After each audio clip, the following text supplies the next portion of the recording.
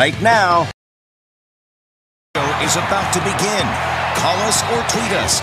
We've got things to talk about on the Nightly Sports Call.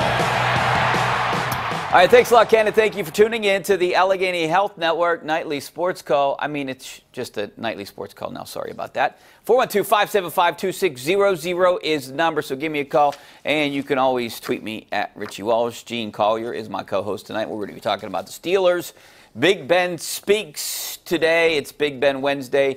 You saw part of the interview.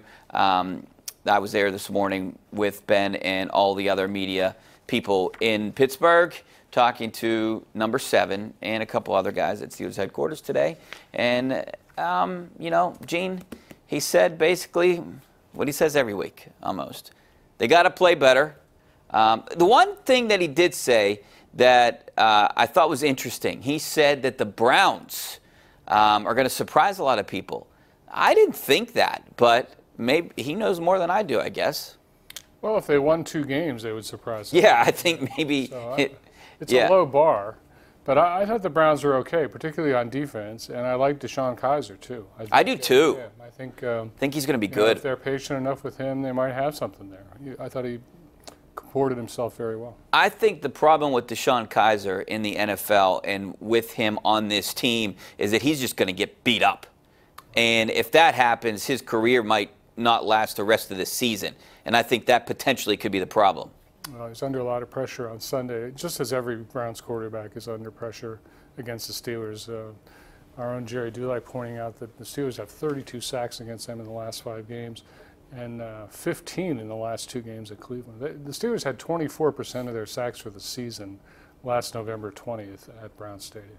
Well, Ben said that the Browns surprised him or will surprise some other teams along the way. I think, to me, I didn't expect Sam Bradford to do what he did, Dalvin Cook. Those guys might be one of these under-the-radar kind of teams coming in here. You know, Sam Bradford, he's nothing to write home about, but he's an experienced quarterback, and I don't know if they're going to do that to the Steelers what they did to the Saints, but this is a team that you really can't underestimate this week.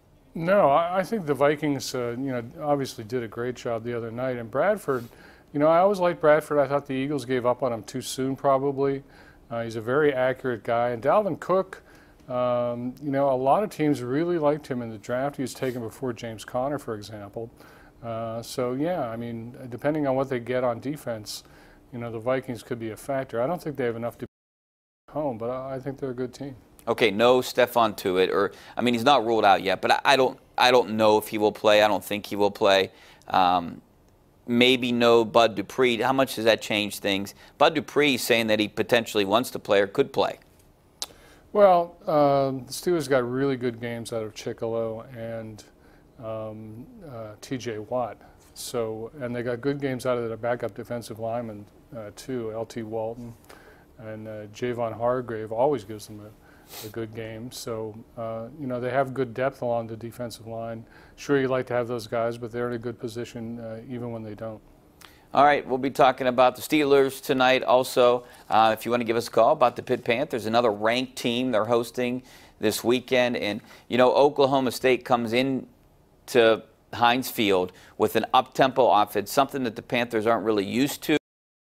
Look on the other side. The Panthers' kind of offense isn't really what Oklahoma State's used to. Their defense is used to, you know, the spread, like a West Virginia kind of offense. So that potentially could give Oklahoma State's defense some problems if Max Brown and the offense shows up. If Pitt was playing good offense of any kind, which they are not. No, they are not. But you'll hear from Max Brown on our nightly news coming up on KDKA-TV, and says that he's got to be better. That's for sure.